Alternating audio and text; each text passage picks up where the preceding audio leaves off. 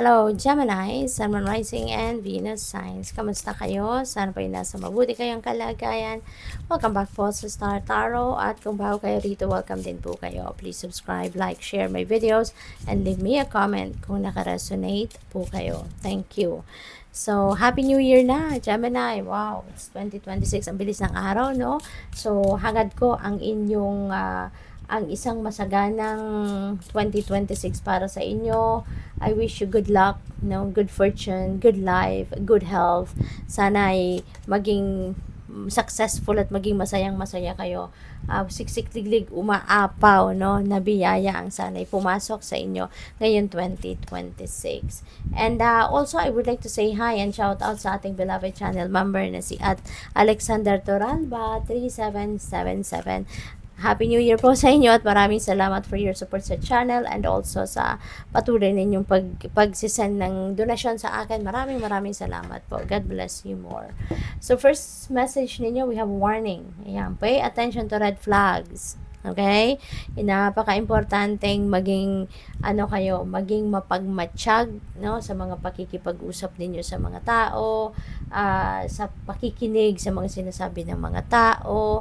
May mga transactions dito, may mga casual conversations dito, mga taong merong sigurong mga nakikipag-usap sa iyo, no, kung it's too good to be true.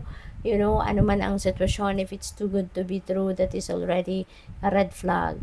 Okay? Pansinin ninyo ang mga bagay na sinasabi ng mga tao sa inyo na parang, bubulungan ka ng yung intuition sigurado na that is something, no, na dapat mong bantayan or dapat mong pag-isipan. Okay? Unang-una, makakaramdam ka dyan ng discomfort sa inyong katawan. No? Kaya, importante din na you always listen to the wisdom of your body. Kasi 'di ba, kapag sinungaling ang taong kaharap natin, ramdam mo 'yun, 'di ba? Ramdam mo 'yun, mararamdaman mo 'yun, mapipick up mo yung vibe ng taong 'yan. Kasi unang-una, 'di ba, mapapansin mo din sa kanila, no? Yung taong sinungaling hindi makatingin sa iyong mga mata. 'Di ba? Or kung tumingin man sa inyong mata, hindi siya makatutok sa iyo, hindi makatutok ng tingin, hindi ba? That is something already, no? That is also a red flag, no, na mapapansin niyo. Kaya kayo, maging keen observer kayo sa mga tao na nakakausap ninyo. Kasi marami nang manloloko, 'di ba, sa paligid natin. Maraming mambubudol, maraming scammer, kaya wag agad-agad kayong magbibigay ng 100% na tiwala. No? Yan ang dapat ninyong tatandaan. You need to watch out for the red flags, no? Sa mga pakikipag-usap, kailangan attentive kayo. Kailangan kung merong sa mga kahit casual conversations, 'di ba? Kailangan talagang attentive kayo sa kausap ninyo. At kung alam niyo na there is a red flag, alam mo na kung anong gagawin, 'di ba? So po pwedeng iwasan mo na, 'di ba? Or never say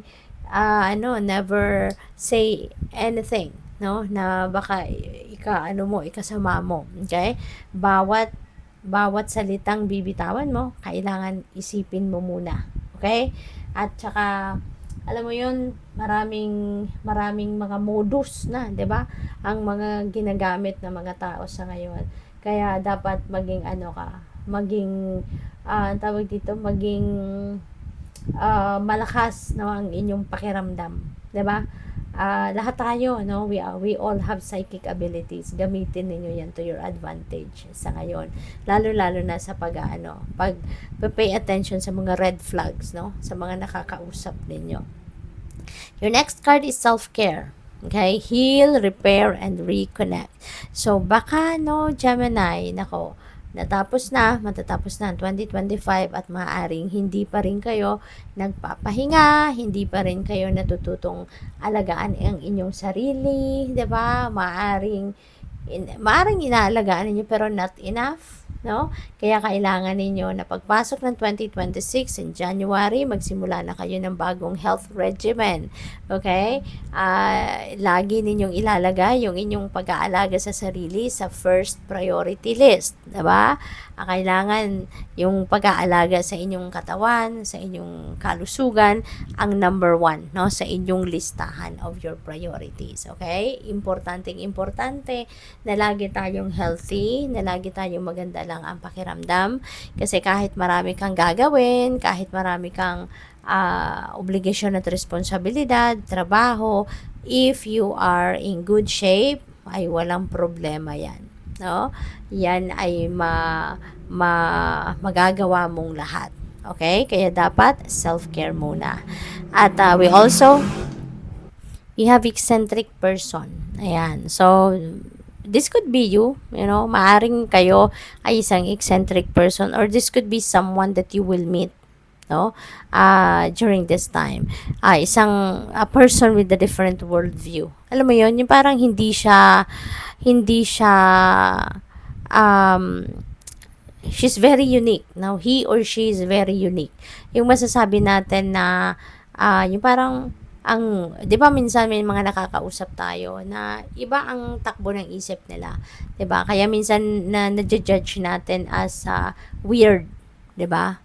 Pero kung mas makikilala mo yung taong ito, this is someone, no, na very, very learned, very, may pagkaseryoso talaga siya sa buhay, pero matalino sila, no? Yung mga eccentric person, usually matalino, magaling, 'di ba? Kaya nga minsan, no, yung parang unique talaga siya because naiiba, no? Naiiba yung talino niya, naiiba yung galing niya, iba yung point of view niya sa buhay.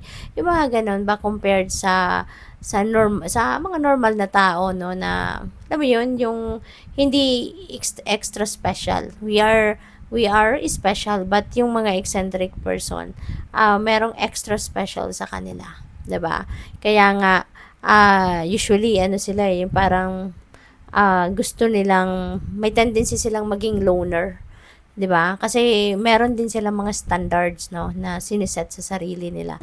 And when they don't meet that standard, then yung parang mas gusto na lang nila na mapag-isa sila, 'di ba? Yung ganoon. But they are pero hindi ibig sabihin na they are loner. Talaga sila? Yung bang malungkot? No, hindi. Oo, mas preferred ng iba sa kanila na mapag-isa lang sila. Pero hindi ibig sabihin na malungkot sila. Yung ganon. And maybe you are going to meet someone like this, no, around this time. They also make good friends, yung mga ganito. And of course, they are also looking for someone na katulad nila, ng mga like-minded people, no? Yung ganung level din ng kanilang galing, ganun ding level ng kanilang pag-iisip, yung mga ganon. Or yung same same perspective, no? They are on the same wavelength, yung ganon. So we have detour, Gemini, meron ditong change of mind. Maybe you already have a plan, no? Konkreto na ito, napagplanuhan mo na, parang the last minute magbabago ka lang, no? Parang last minute you're gonna have a cold feet, yung ganon. And yung mga ganitong klase, no, ganitong klaseng pangyayari, sometimes hindi natin kontrolado yan, 'di ba?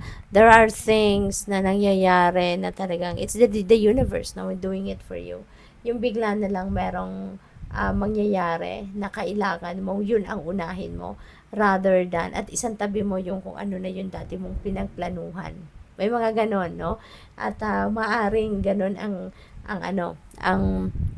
ganap dito para sa inyo.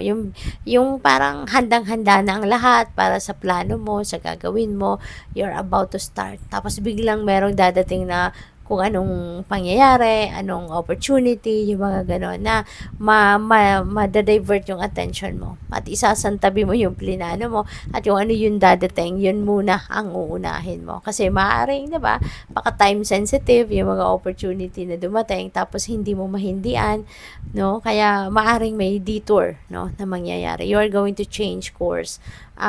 at this time. So, good luck sa'yo, no? Kasi ibig sabihin yan ay para sa'yo.